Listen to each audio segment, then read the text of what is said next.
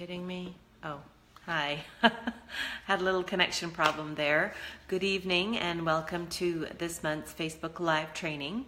I'm Elke Feuer. I'm an author, an entrepreneur, and the founder of K Writers. And I help writers reach their writing goals by providing them with easy to implement strategies. So tonight's training is called The Middle of the Book. I've kind of compressed the title for actually the whole topic, but the middle of the book. So basically, whether you're trying to make it to the middle, maneuver your way through, for those of you who may be in the middle of your book right now, you know how that is. It's like you're in quicksand and you can't get out. Or you're trying to get to the end, the middle of the book can be the most challenging. So tonight I'm going to cover how to get to the middle, writing the middle, and getting past the middle and finishing. Now this is going to be really compacted just because of time. I try to keep these videos as short as possible just because I could be talking about this for hours and I know you guys don't have hours to watch, so my goal is really to give you the meat of what you need. And if you want to delve in further, there's always recommendations that I make about books, things like that, if you have any questions that I haven't answered. So let's go ahead and get started. I'm going to cover first portion, which is how to get to the middle. So I'm just going to adjust this here so that I'm not constantly moving. Here we go. So the first thing you should do is start with a strong opening sentence, something that's going to grab the reader's attention right away from the first sentence. Now, I know this isn't always possible with every story, but it's a great way to start. And also to write a hook, which basically, as I said, it's an extension of the opening sentence that grabs the reader's attention and make them think, oh, this sounds interesting. I really want to keep reading. The next thing you can do is to anchor the readers with a setting. And I use the word anchor because I find that, you can introduce the stories and introduce, your hook and all this stuff, but sometimes the setting really can set the theme. It can show the character's emotions, things like that, all within that short span of time. And a setting and how you describe the setting can really anchor the readers in and make them, basically anchor them into the story with all the things that you've already given them. The next thing is to introduce your main characters. Now, you may have 10 main characters, especially if you're writing a really long story. So I'm not saying you have to throw them all in the beginning of the book, but I think it's important to slowly introduce them within the first, what I call the first three parts of the the first part of the story is basically broken in. How I'm going to be discussing it is in 3 acts. Act 1, which is the first part of the story, which takes you from the beginning to the middle. Act 3, which is going to take you, which is the middle basically, and then the third act, which is basically from the middle to the end. And as I mentioned, I'm just keeping it short and brief because, as you guys know, within those 3 acts are a lot of stuff going on. So as I was talking about characters, it's important to introduce your characters within the first act of the story. People don't just connect. I think readers connect more with characters than with stories. So it's really important, especially your hero, is to give them a reason to want to read and find out what's going to happen to that character and why they want to know, hey, I don't like this person, or I really like this person, so I want to finish reading what's going to happen next. The other thing is to start your hero's journey with an event that forces them to take action. It's something that makes it so unbearable they can't stay where they're at anymore, whether it's, a death, something that happens. It's basically, some people call it the stakes. And this is basically something has happened to raise the stakes of their ordinary lives that forces them to move and to act and in a sense, go on a journey. Another thing is to add foreshadowing of what's going to happen later in the story. And I'm going to use the old example that everybody uses. You know, if there's going to be a shooting at some point in the story, you've got to show the gun. Now, that's a very basic explanation, but basically you're setting up all the events, or not all, but the main events that are going to happen throughout the scene. You're giving the reader an idea of something to look forward to, and that in a way is foreshadowing. Another thing to do is to identify your subplots, or some people call them sideline stories. Now basically that could be if there's, you know, a romance, something to do with their career or family, or even just the main characters. An example is Lydia and Kitty's exploits with the militia in Pride and Prejudice. For those of you who've not read Pride and Prejudice, Lydia and Kitty were the main characters' sisters, who were basically always causing trouble. Let's just put it that way. So that's an example of a subplot that you can add to your story. So if you do have subplots, it's a good idea to add them in the beginning as well to at least set them up. Okay, next is writing the middle, the fun part. Once you reach the middle, getting out can be a chore. It's easy to get lost in the mundane because you're at the stage where you're taking readers from one scene to the next. You're trying to take them from the first part of the book to the end. So you're trying to tie everything together so everything you set up in the beginning is able to be resolved in the end. And sometimes it's easy to get lost in just scenes, ordinary scenes, that things that are actions that are happening. And a lot of times I find, especially with myself, you're writing scenes that aren't going anywhere. And one of the things I try to do is to use a plot structure to make sure you've included all the main events that should occur during the middle of the story. What I like to do is to have a plot or an outline ahead of time with all the main things that I want to have happen, and also correlate that with a structured scene or a structured plot, basically all the plot things that should happen within Act 1, Act 2, or I should say specifically Act 2, and then also Act 3. It just it's a way to not get lost in just writing scenes and actions and things that you think need to happen in order to get from point A to point B. So I find that really helpful for myself. The other thing is your reactions to the main events. And basically these are, it could be your characters' reactions, or it could be as a group. It's basically just, I'm trying to think how else to explain it now. I'm going to keep it simple. It's basically reactions, whether it's your characters or other people in the book, to make sure that you're showing the journey that's happening, specifically with the characters and the stories. You want to make sure that your character is feeling what I like to call feeling the pain of his journey. You're basically, in this part, you've got the main events and the reactions, which are basically, this is what happened to put him through hell, and this is how he reacted when you put him through hell. That's basically the best way that I can explain it. Okay. And that also, putting that character through the struggles is also a good way to get you to basically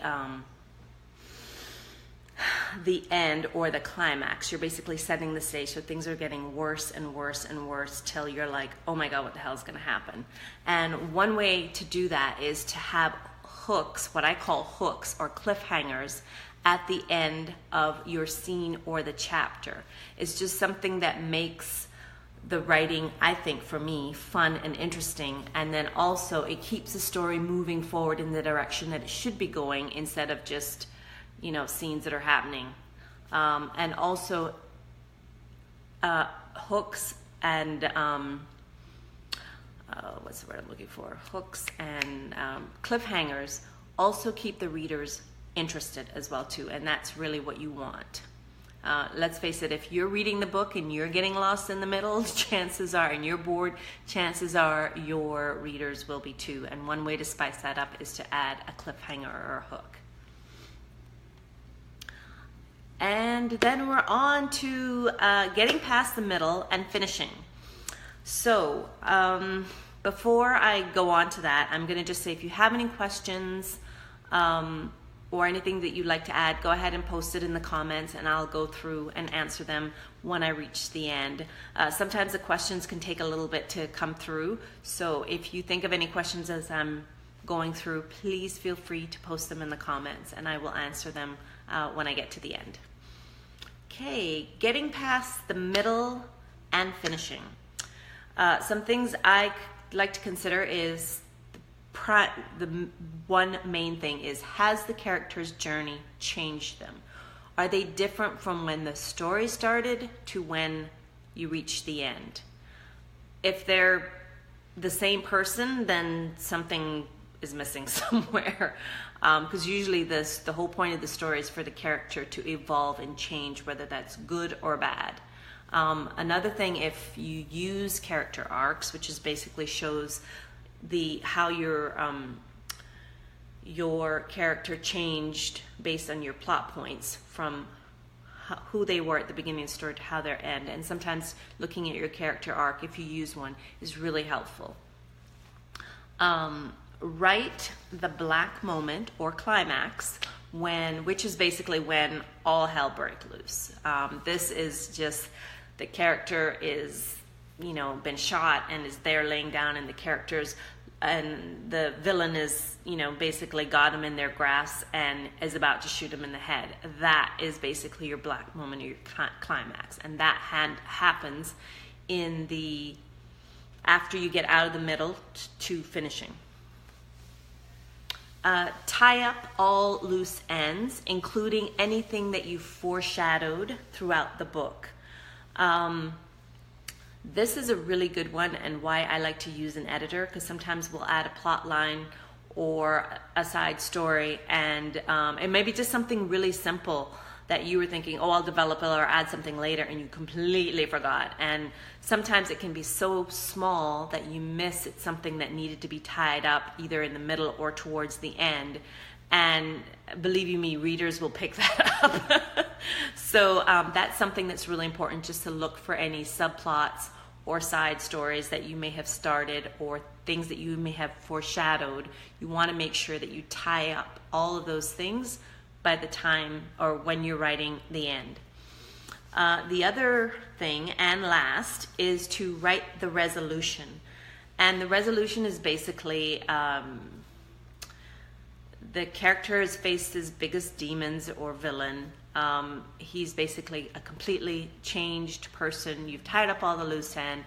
It's basically not necessarily a happy ending, but it's something that should leave the readers with a sense of satisfaction that, yes, I'm happy with this ending. Unless, of course, you're writing a sequence or in a series, then that's a whole different story. But you want to make sure that you leave the readers satisfied that everything has been resolved and dealt with from the beginning of the story to the end of the story. So that's it. That actually took less time than I thought, which is good. Like I said, I like to keep these bite-sized because I know you guys don't always have a half an hour, 45 minutes to watch a video. That's not a music video, right? So if you have any questions, I'm going to go through. I see a couple of comments here. Hanif said, I need to work on cliffhangers. My writing tends to be linear. I think that's something that's normal when you're first starting out.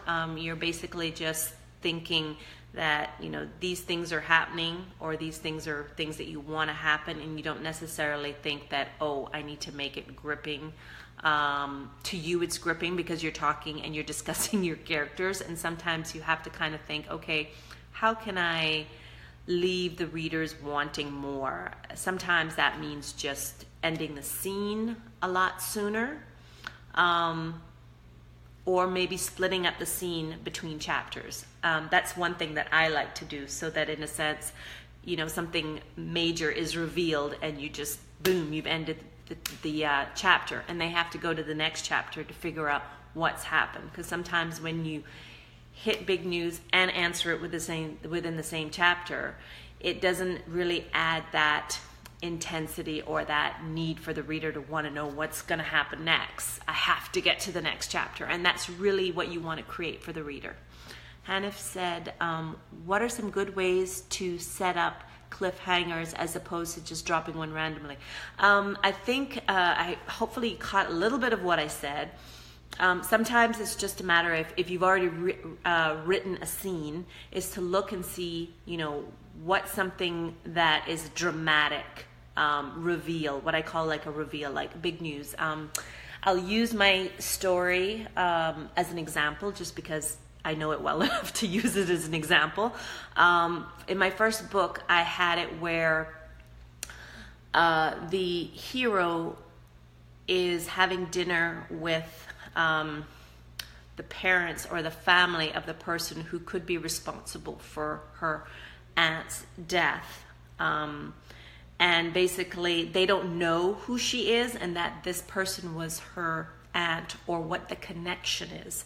And basically over dinner, she drops the bomb and just says, this is who I am, this is what's happening, this is what I think that you killed my aunt, kind of thing. And then I kind of just end the scene. So you don't get to see the main, her love interest's reaction, it's his family as well too. And you don't get to see the family's reaction unless you go to the next chapter. Now I could have lumped that all together, but I think by cutting it that way so that they had to go to the next chapter, it was in a sense creating a cliffhanger, so that, holy crap, the reader's just, you've left the reader with this huge scene that's happened, as some writers like to call it. You've created this stage, or the scene on the stage, and basically there's been a huge giant explosion and the curtains close, and then you have no idea what's happened. Are characters still alive? Is anybody, who's dead? What's going to happen next? Who set off the bomb? These are some of the things you can think of when as a way to set up the cliffhanger. Hopefully that helps. So you're not dropping it randomly. It ties in with what's happening in the action that's happening with your story. It could be less dramatic than that, obviously, but that's just an example. All right, if you guys have any questions, like I said, if you're watching the replay and you have any questions, please feel free to post them. I always come back and check for any comments and answer them. While I'm looking to see if there's any more comments, I will share a bit of news. You probably have heard, but the registration for the book fair is open, and this is for any authors who would like to have a sales table, as well as anybody who's interested in doing workshops. The sales tables are going to be on the Saturday, which is going to be at the Georgetown Library, and the workshops are going to be on Sunday at the Art Nest Studio. So if you haven't registered yet, please do. If you're an author and you signed up for notification to the Cayman Islands Book Fair, you still need to register. Just signing up to the newsletter does not register you, so you still have to go and officially register. So please go ahead and do that. So because there are limited spaces there's more for the workshops, because Art Nest is a pretty big space. I don't remember the number off the top of my head, but I believe it's as many as 50. So, but what I'm worried about is the author space, because the Georgetown Library, we're only going to be in the old part of the library. So there's only so many spaces available. So it's unfortunately first come, first serve.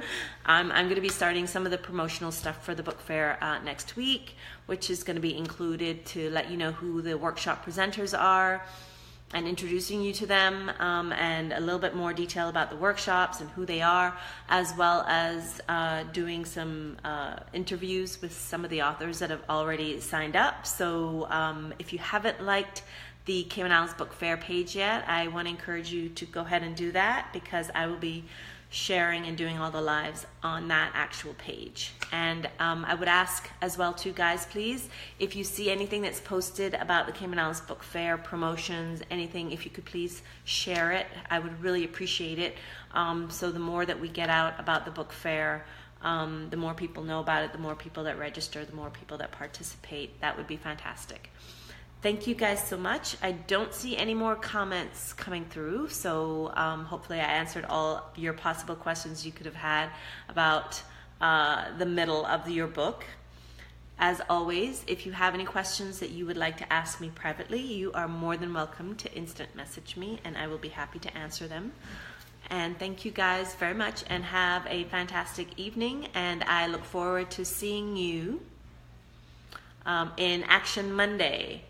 Oh, somebody mentioned the feed drops sometimes. I apologize for that. The weather here has been a little bit heavy, and I'm downstairs, and the signal tends to be weaker downstairs.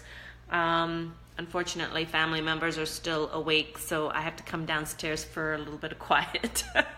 But I'll see if I can work on, hopefully you're able to hear everything. I'll watch the video over again, but hopefully once I actually make it and post it, and it's not just a live, hopefully that'll work out some of the kinks and the feed dropping. If you've missed anything, I apologize for that. I usually, when I do these Facebook Lives, I usually turn them into a blog post. So keep your eyes open on the Cayman Islands, or the K-Writers website for a blog post, if this is something that you really would like help on. All right, guys, have a fantastic evening, and I'll see you tomorrow for Action Monday. Bye.